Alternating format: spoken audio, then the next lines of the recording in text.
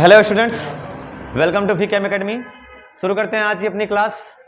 Last class में सारी circuit को कंप्लीट करने के बाद अपना टॉपिक आता है वो रेजोनेंस वगैरह सब पढ़ लिया है। रेजोनेंस सर्किट याद है कब आता है? रेजोनेंस एक्सएल बराबर एक्ससी है कि नहीं है? एक्सएल बराबर ऐसे में एक फ्रीक्वेंसी आती है एफ इक्वल्स टू 1/2π√LC। मैं आपको एक टास्क दे रहा हूं, ध्यान से देखो। आपने कौन कौन से सर्किट पढ़े? कॉम्बिनेशन वाले, दो वाले। क्या आपने आरसी सर्किट पढ़ा? आपने एलआर सर्किट पढ़ा? आपने आपने एलसी सर्किट पढ़ा?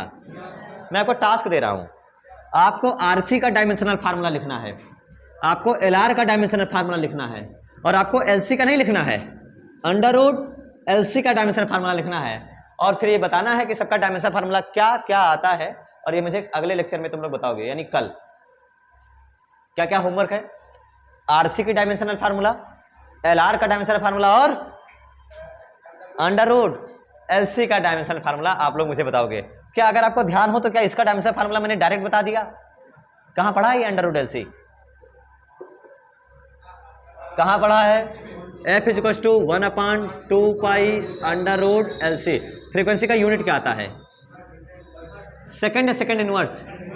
सेकंड या सेकंड इनवर्स? इसका मतलब है आता है सेकंड इनवर्स। क्या आपको नहीं लग रहा सर इसकी यूनिट सेकंड होगी? इसकी यूनिट क्या होगी? तभी तो सेकंड इनवर्स आएगा। मतलब इसका तुम्हें पता चल गया T-1। What is the dimensional formula of √LC? T-।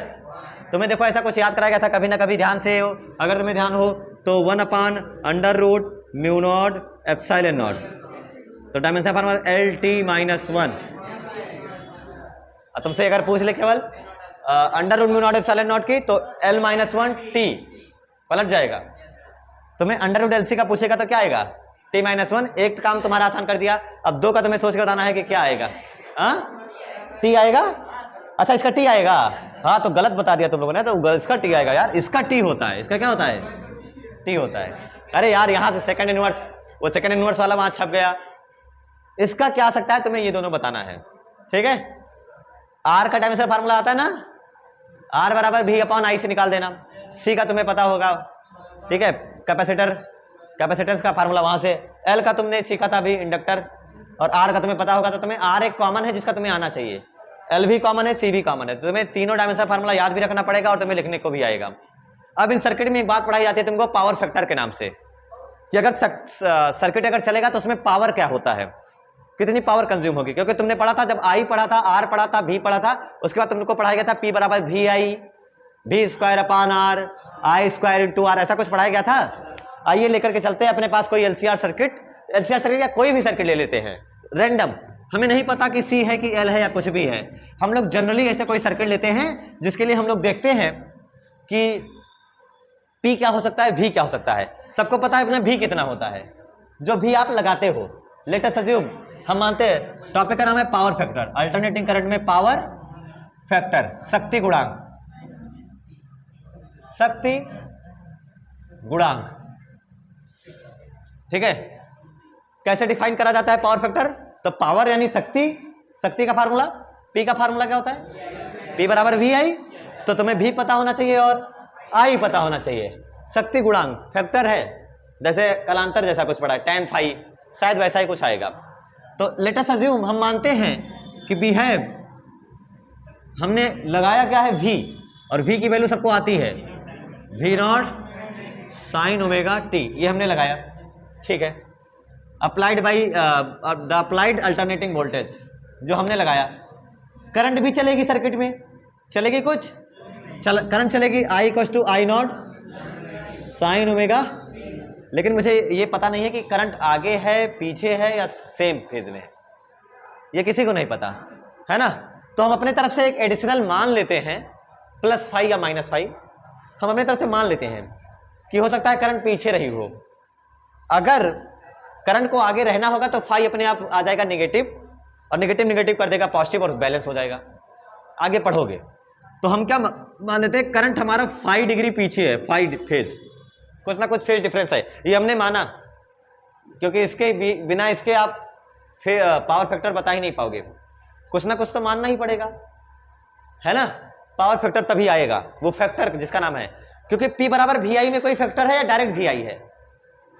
P बराबर VI में डायरेक्ट भी और आई है, पावर कहां से आया, इसमें फैक्टर जैसा कुछ है ही नहीं, डायरेक्ट भी डायरेक्ट आई, सॉल्व कर दिया। तो हमें फैक्टर बताना है तो हमने लिखा पावर, P बराबर भी आई होता है फार्मूला।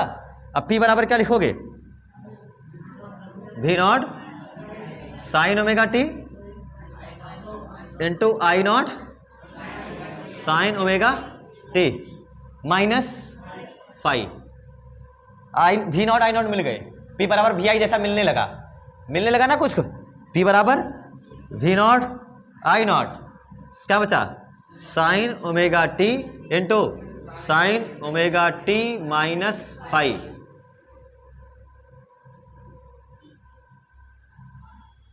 ठीक, ये तुम लोगों ने पढ़ा कभी, साइन ए साइन बी तो नहीं पढ़ा, बट क्या आपने two sine A sine B पढ़ा है, कहीं पढ़ा है मैथ वाले, two sine A sine B, cos A minus B minus cos, बहुत बढ़िया। तो कॉस लिख देता हूं मैं formula, two sine A sine B बराबर होता है cos A minus B minus cos A plus B, ये फार्मूला होता है। अब इसमें तो टू है ही नहीं, इसमें तो टू है नहीं, तो मैं टू से मल्टीप्लाई और टू से डिवाइड, समझ में आया यहां तक, two sine A sine B. अब इसको बनाया जाए तो P इक्वल टू लिखा गया V not I not upon two sine A sine B cos A minus B, cos A कितना है माइनस बी कितना है ओमेगा टी माइनस फाइव। क्या ओमेगा टी से ओमेगा टी चला जाएगा क्या माइनस, अच्छा एक बार दिखा दें, कॉस ओमेगा टी माइनस क्या बचेगा ओमेगा टी माइनस फाइव, क्या प्लस फाइव हो जाएगा, ओमेगा टी से ओमेगा टी चला जाएगा ना, तो क्या बचेगा कॉस फाइव बचा, अरे उड़ ही गया बच्चों से, अरे कॉस ए माइनस आता है, ठीक है, cos A minus B minus cos A plus, तो minus cos A plus B, A है ओमेगा टी और फिर से आया ओमेगा टी का two omega T minus plus five मत कर देना, हाँ वो यार वैसा ही रहेगा। ये आया केवल P आया, ठीक है। अब जो पावर आई, अच्छा आप लोग ध्यान से देखो, पावर कभी ज्यादा भी होगी क्योंकि V और I लगातार बदलता रहता है, V और I एक ही रहता है, हमेशा V नॉट बना रहता है, V नॉट तो उसकी पीक वैल्यू है, I नॉट तो उसकी पीक वैल्यू है। तो तुम्हें अगर तुम इन सबको साइड करो तो तुम्हारी जो एवरेज जो तुम्हारी पावर आ रही है वो आ रही है V नॉट I नॉट का हाफ, कुछ एवरेज जैसा फीलिंग आ रही है क्या, एवरेज जैसा कुछ। तो हमें यहां पर एवरेज पावर पढ़ना है कि एवरेज पावर बताना है, तो अगर इसका एवरेज लेना है दैट इज P बार, औसत ले लिया जाए, औसत शक्ति 6, ठीक है। कैसे कैलकुलेट करा जाता है, कुछ नहीं, जो लिखा है वैसा करेंगे और कुछ नहीं, जो लिखा है सेम, V नॉट जहां ओमेगा, अच्छा जब एवरेज निकालोगे तो फाइव पर इफेक्ट आएगा या टी पर इफेक्ट आएगा, एवरेज निकालते हो तो फाइव पर इफेक्ट आता है या टाइम पर, सब लोग सोच के बताओ। जब एवरेज निकालते थे तो क्या लिखते थे, अरे यार पावर का फार्मूला तुम्हें आता ही नहीं है क्या, इधर देख, पावर बराबर क्या होता है, work done upon time, total energy upon total time, यही तो करोगे ना। अगर तुम्हें एवरेज पावर निकालने, total energy upon total time, और टोटल एनर्जी तब आएगा जब लिखोगे P D T integral P 0 से T जो भी करेगा टाइप 2 है ना, integral P D T upon integral D T. P D T क्या है, छोटा सा एनर्जी डी डब्ल्यू, और इंटीग्रल करेगा तो पूरा energy, total energy upon total time. तो इसमें किस पर इफेक्ट पड़ेगा, cos फाइव पर या ओमेगा टी पर, ओमेगा टी पर। जब एवरेज निकालोगे तो किस पर इफेक्ट पड़ेगा, ओमेगा टी पर, और ओमेगा टी पर एवरेज कैलकुलेट करते हैं तो हम निकालते हैं पी एवरेज। कैसे लिखा जाएगा, जैसा लिखा है ना V नॉट ना I नॉट ना cos फाइव, किस पर आएगा cos 2 omega T minus five, इसका एवरेज कैलकुलेट करना है। समझ में आया, इसी का एवरेज कैलकुलेट करना है। तुमने यार पुराना वाला तुम लेक्चर याद करो, तुमने जब पढ़ा था IRMS तो तुमने लिखा था खोपचा साइन स्क्वायर ओमेगा टी बराबर 1/, याद आया होगा। तो ये अकेले नहीं होता था, इसमें क्या क्या शामिल होता था, याद करो, इसमें क्या क्या शामिल होता था, तुम्हें याद ही नहीं है। Sine integration sine square omega T upon D T, integration D T, और लिमिट लगाते थे वही 0 से जो भी, टी, है ना। तो इस केस में मैंने लिखा V not I not upon 2 into cos five minus cos 2 omega T minus five, और इसके ऊपर मैंने औसत लगा, एवरेज लगा दिया। जो मैंने एवरेज वहां लगाया वही एवरेज मैंने यहां लगाया। अब साइन स्क्वायर ओमेगा टी की वैल्यू क्या आती है? 1/2। और तुम यहां याद करो कि cos 2 ओमेगा टी की वैल्यू आएगी पूरी पूरी। अगर मैं पूरी बात करूं तो cos 2 ओमेगा टी माइनस 5 पूरा अगर मैं ये कैलकुलेट करूंगा तो इसकी वैल्यू आएगी 0। तो तुम्हें याद करना है यहां पर, जैसे साइन स्क्वायर ओमेगा टी का एवरेज निकलवाया था तुमसे, और उसकी वैल्यू क्या लिखते हो? वो पूरा डेरिवेशन वगैरह करने के बाद, सॉल्व करने के बाद 1/2 ही आता था, याद करो। वैसे अगर इसको पूरा सॉल्व करोगे और पूरा जाकर के घूम के जाओगे तो तुम्हारा क्या आने वाला है? अंततः 0 आएगा। इसलिए डायरेक्ट यहां पर मैं लिखा रहा हूं विदाउट वेस्टिंग ऑफ टाइम कि cos, ऐसे लिख दो, cos 2 omega T minus 5 equals to 0। और आपका बचेगा क्या? पी एवरेज इक्वल्स टू आएगा V not I not upon 2, V naught upon √2 into I not upon √2। समझ पाए? नहीं समझ पाए? वी नॉट आई नॉट लिखा है, √2 इंटू √2 2, और साथ में बचा क्या? cos 5 बचा ना, cos 5 साथ में क्या बना? What can be written it at, इसे क्या लिख सकता है तू? वी आर एम एस ना, V R M S into I R M S into, वैसे नॉर्मल पावर क्या होती है? P बराबर वी आई। एवरेज पावर हमने क्या सीखा है पुराने लेक्चर्स में? P बराबर, हम जो मेजर करते हैं वो क्या मेजर करते हैं? वी नॉट या वी आर एम एस? हम मेजर करते हैं आर एम एस। तो देख आर एम एस साथ में तो है, लेकिन साथ में एक नया चीज क्या है? cos 5। ये नया चीज आया, और इस नए चीज का नाम है पावर फैक्टर, क्योंकि पावर का तो असली फार्मूला यही होता है, लेकिन उसमें एक और फैक्टर से मल्टीप्लाई करने वाले का नाम है पावर फैक्टर, जिसे बोला जाता है cos 5। समझ में आया cos 5 क्या चीज है? cos 5 को क्या कहा जाता है? शक्ति गुणांक के नाम से जाना जाता है, जो कि कुछ इस हिसाब से पढ़ाया जाता है। तो अब तुम्हारा शक्ति का पूरा फार्मूला VRMS IRMS नहीं बनेगा कि तुम VRMS IRMS से निकाल दो, साथ में तुम्हें किस पे ध्यान देना पड़ेगा? cos 5 पर, और तुम पूरा ये कैलकुलेट करोगे। तो यहां पर नोट करो, उसके बाद हम सर्किट्स को लेकर के स्टडी करते हैं, है ना। cos 5 is the power factor, और जहां cos 5 को शक्ति गुणांक कहा जाता है।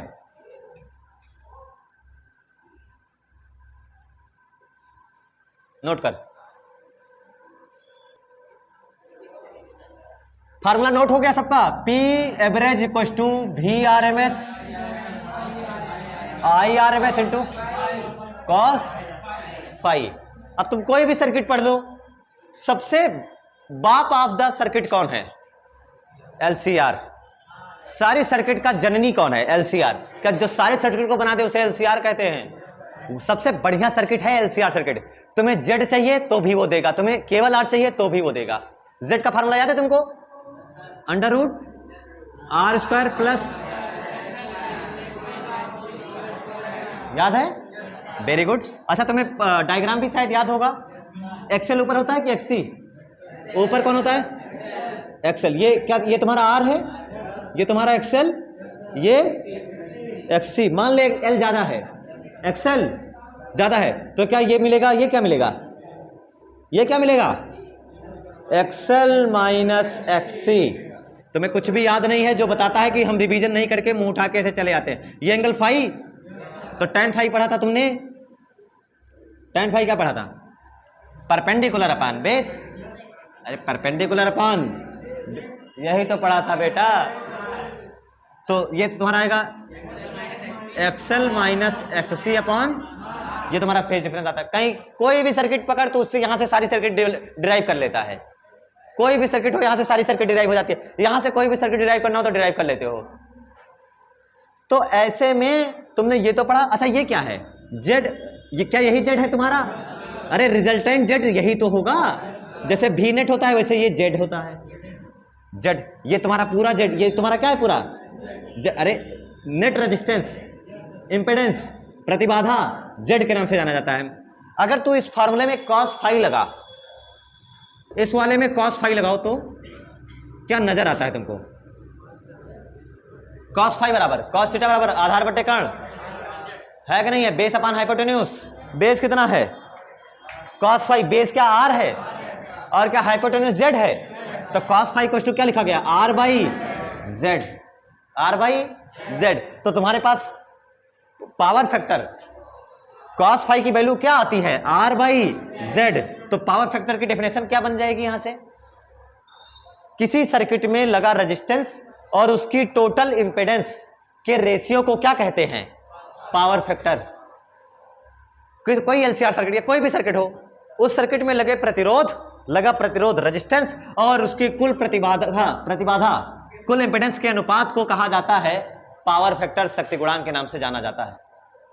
तो cos फाई डिफरेंस, अब cos फाई जहां लिखा है वहां मैं और क्या लिख सकता हूं, r अपॉन लिख सकते हैं ना, cos फाई बराबर और क्या लिख सकता हूं मैं, r अपॉन z। तो मैंने समझा कि cos फाई बराबर मैं लिख सकता हूं r अपॉन z। तो P एवरेज लिखा मैंने VRMS इंटू IRMS इंटू, बताओ cos फाई बराबर r अपॉन z। तुम्हें VRMS भी पता है, क्या VRMS लिखा जाता है IRMS, I into R, V बराबर IR। तो VRMS पूरी सर्किट के लिए VRMS को लिखोगे IRMS इंटू R या इंटू Z, VRMS बराबर IRMS इंटू R या IRMS इंटू Z, सोच के बताना, R या Z, Z क्या टोटल का बता रहे हो, है ना। तो IRMS into Z into IRMS into R upon Z, क्या Z अच्छा नहीं लगा, तो P एवरेज आया I स्क्वायर RMS का स्क्वायर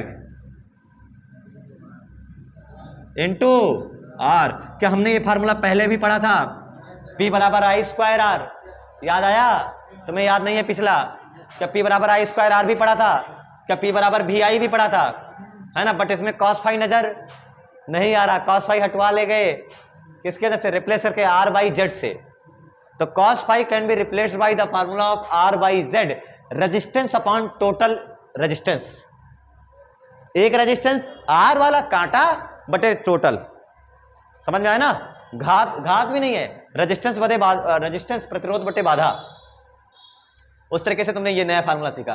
तुम लिखना चाहते थे तो और भी क्या लिख सकते थे, IRMS के जहां पर क्या लिख सकते हो, अरे यार IRMS के जहां पे I बराबर VRMS अपॉन Z, I बराबर V बाई R लिख देना था, VRMS अपॉन Z।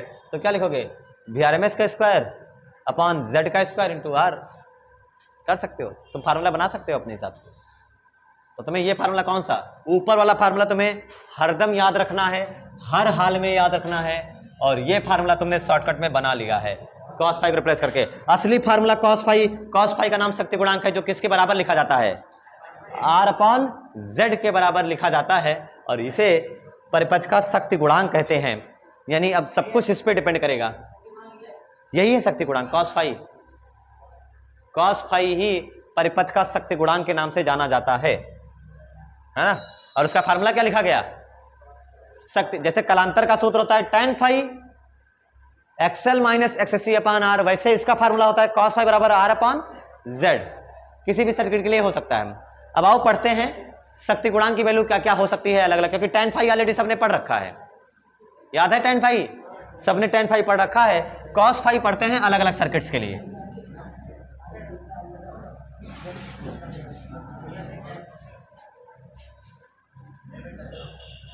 चलो देखो, अब इसमें बताओ, जब केवल प्योर रेजिस्टेंस सर्किट हो, प्योर रेजिस्टेंस की सर्किट हो, केवल सर्किट में RR हो, तो क्या XL माइनस XC जीरो होगा, XL माइनस XC कुछ होगा ही नहीं, ये खत्म, 0 0, और R स्क्वायर से अंडर रूट चला जाएगा, क्या Z बराबर R बचेगा, Z बराबर क्या बचेगा, R ही बचेगा, और केवल R आएगा, तो केवल सर्किट R के जैसा एक्ट करेगी, अरे केवल R ही तो रहेगा यार, जब केवल R लगा हो।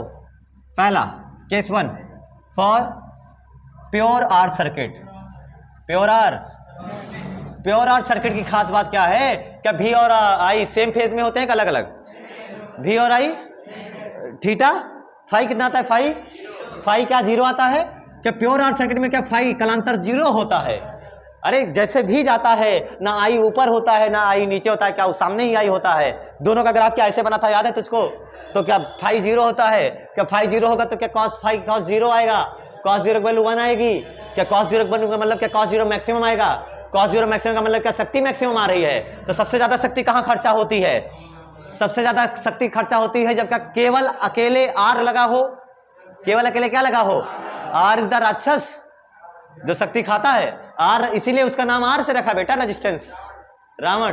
अरे नहीं, माफ करें, दिवाली आ रही है क्यों बेटा, तो सबको दिवाली की हार्दिक शुभकामनाएं। मन लगा के पढ़ना है दिवाली में मन लगा के पढ़ना है, कोई हरकतें नहीं करनी है, कोई फालतू का काम नहीं करना है, इस चीज का ध्यान रखना है। सुबह से बैठ शाम तक पढ़, कम से कम 6 घंटा का तुम्हारे पास दिवाली के दिन सेल्फ स्टडी होना चाहिए, सुबह से लेकर शाम तक। उसके बाद तुम्हें शाम को खाना पीना है, पटाखे जलाने हैं थोड़े बहुत सावधानी के साथ, उसके बाद फिर से डीप रिवीजन। 5:0, 5:, चल इधर बेटा, दिवाली से बाहर आ, दिवाली सदमे से बाहर आओ। तुम्हें दिवाली में गूंजने के लिए नहीं कहा गया, रिकॉर्डिंग चल रही है, ध्यान रखा करो इस चीज का। For pure resistance circuit 5:0, cos 5 बराबर 1, तो क्या P बराबर आया केवल VRMS इंटू IRMS। अच्छा R/Z, सोच के बता, R/Z ज्यादा भी आ सकता है, कम भी आ सकता है। R/Z की जो मैक्सिमम वैल्यू हो सकती है वो 1 हो सकती है, तूने वो पा ली। सॉल्व करने के बाद R/Z जो भी आएगा R/Z, R बराबर Z तो 1, तो जो मैक्सिमम वैल्यू थी तुमने पा लिया। इसका मतलब है ये शक्ति नहीं है कि ये शक्ति मैक्सिमम शक्ति है। सबसे ज्यादा शक्ति क्षय कब होती है, सबसे ज्यादा शक्ति कब क्षय होती है, when power loss is maximum, जब केवल क्या लगा हो, केवल आर लगा हो। एक और जब क्या रेजोनेंस हो, जब क्या हो, क्या तब XL माइनस XC 0 आता है, क्या केवल R आता है, तो cos 5 बराबर R/Z नहीं आएगा। क्या R/Z क्या Z मिनिमम आता है, और Z मिनिमम क्या R आता है, क्या R/R1 आएगा, और तुम्हें फिर से वही केवल R दिखाएगा, और केवल R दिखाएगा तो क्या फिर से पावर मैक्सिमम खर्चा होगी। तो केवल not only for pure R circuit but it also apply for complete LCR circuit when you get the resonance circuit, resonance situation, जब तुम्हें हो जाता है। नंबर 2, फॉर प्योर L और C सर्किट, कैसी सर्किट, प्योर L और, जब केवल L लगा हो या केवल C लगा हो, जब केवल L लगा हो या केवल C लगा हो, तो आपके पास क्या फार्मूला आएगा, सोच के बता। फाई कितना आता है, फाई कितना आता है, जल्दी बता। जब केवल L लगा हो या केवल C, तो तू कितना डिग्री पाता है, π/2, 90 डिग्री आगे या फिर 90 डिग्री पीछे। L लगा होता है तो 90 डिग्री पीछे, कौन पीछे, I। जब केवल कैपेसिटर लगा होता है तो 90 डिग्री आगे कौन, करंट। जब 90 डिग्री करंट आगे होती है, हमें अच्छे से याद होना चाहिए। और ऐसे केस में थीटा फाई कितना होता है, 90, cos 90 की वैल्यू 0, तो क्या पावर की वैल्यू आई, पावर बराबर VRMS IRMS cos 90 की वैल्यू 0, और cos 90 वैल्यू, पावर लॉस भी कितना आया, 0। ऐसे सर्किट को कहा जाता है वाटलेस सर्किट। कैसे सर्किट, वाटहीन परिपथ कहलाते हैं। क्यों, क्योंकि इसमें कोई शक्ति क्षय नहीं होता है। और इसका मतलब जब केवल L लगा हो या केवल C लगा हो, केवल क्या क्या लगा हो, केवल L लगा हो या केवल C लगा हो, तो शक्ति क्षय, पावर लॉस कितना आता है, 0। और इस दौरान जो करंट बहती है उस करंट का नाम है वाटलेस करंट। क्या करंट है, वाटलेस करंट, मतलब वाटहीन धारा। ऐसी धारा कब, ये वाटहीन धारा कब पढ़ाई जाती है, केवल शुद्ध प्रेरकत्व या शुद्ध संधारित्र वाले प्रत्यावर्ती परिपथ में बहने वाली धारा वाटहीन धारा कहलाती है। फॉर प्योर कह रहा हूं फॉर प्योर L और प्योर C सर्किट, जब केवल L लगा हो या केवल C लगा हो, तो उसमें जो करंट बहती है उस करंट का नाम है वाटलेस करंट। क्यों, because the power loss of power is 0। क्योंकि cos फाई क्या मिनिमम आता है, फाई कितना होता है, 90। तुम्हें याद है कहां से आया, पढ़ा था कभी पहले, शायद सेकंड लेक्चर में पढ़ाया गया था तुमको, सेकंड या थर्ड, जो भी लेक्चर में पढ़ाया गया था। ये चीज हमें याद होनी चाहिए, ठीक है। अब अगर ये ना हो, हाँ वाटलेस करंट लिख देना, this and these circuits are known as wattless circuits, है ना। ऐसे ऐसे परिपथ का नाम क्या पड़ेगा? Wattless circuit. प्योर एल वाला वाटलेस होगा, प्योर सी वाला भी वाटहीन परिपथ होगा। ऐसे परिपथ को कौन सा परिपथ कहते हैं? वाटहीन। केवल शुद्ध प्रतिरोध, सॉरी, केवल शुद्ध प्रेरकत्व अथवा शुद्ध धारिता वाले प्रत्यावर्ती परिपथ में औसत शक्ति क्षय शून्य होता है, इसलिए इसमें बहने वाली धारा को वाटहीन धारा कहते हैं। The circuit containing only pure inductor और pure capacitor consumes zero loss of energy, zero energy. That's why these circuits are called wattless circuit and the current flown in the circuit is known as wattless current। ठीक है, ये चीज हो गया तुम्हारा definition. अगर wattless current की definition तुमसे पूछे कभी, तो कभी नहीं पूछेगा तो मर मत। तीसरा क्या हो सकता है? सर सब सारी चीजें एक साथ हो। हाँ, फॉर एल आर साथ में हो, सी आर साथ में हो। देख, अगर केवल एल सी होगा तो भी कुछ नहीं होगा, समझ रहे हो? आओ, for L C R circuit, for mixed circuit, है ना, फॉर मिक्स्ड सर्किट।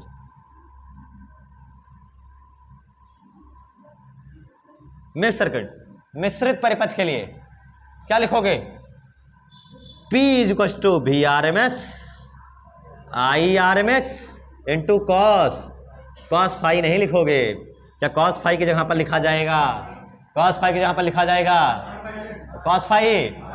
देख इधर, क्या बेस अपॉन हाइपोटेन्यूज, तो कॉस फाई की जगह पर लिखा जाएगा आर बाई जेड। तुझे ये हमेशा याद होना चाहिए।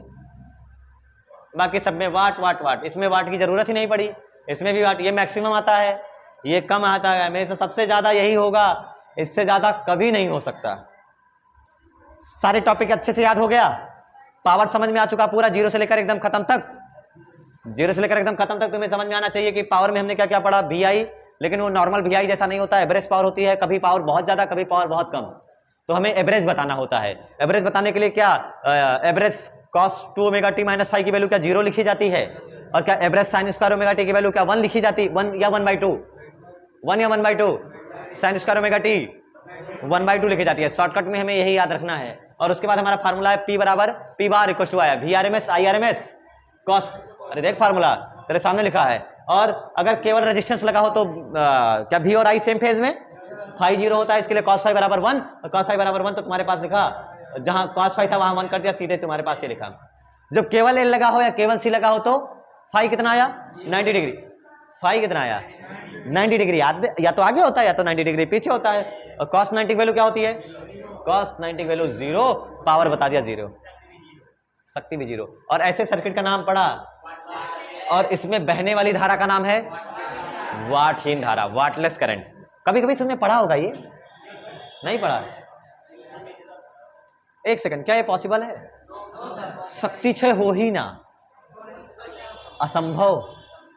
मान ले जो तार होगा जिसमें चल रहा होगा, उस तार का कुछ ना कुछ अपना खुद का तो रेजिस्टेंस होगा ही होगा, तो कुछ ना कुछ खा ही लेगा।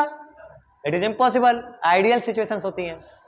फॉर मिक्स सर्किट VRMS निकाल, IRMS निकाल, और किससे मल्टीप्लाई करा दे, R अपॉन, शॉर्टकट इसका दूसरा याद है तुम्हें, शॉर्टकट तुम्हें दूसरा IRMS का स्क्वायर इंटू R या Z, R या Z, हाँ नहीं तो तू Z कर दे। चलिए आज के लिए इतना ही, नोट्स बनाते रहिए, रिवीजन करते रहिए, मिलते हैं कल फिर, तब तक के लिए ओके बाय।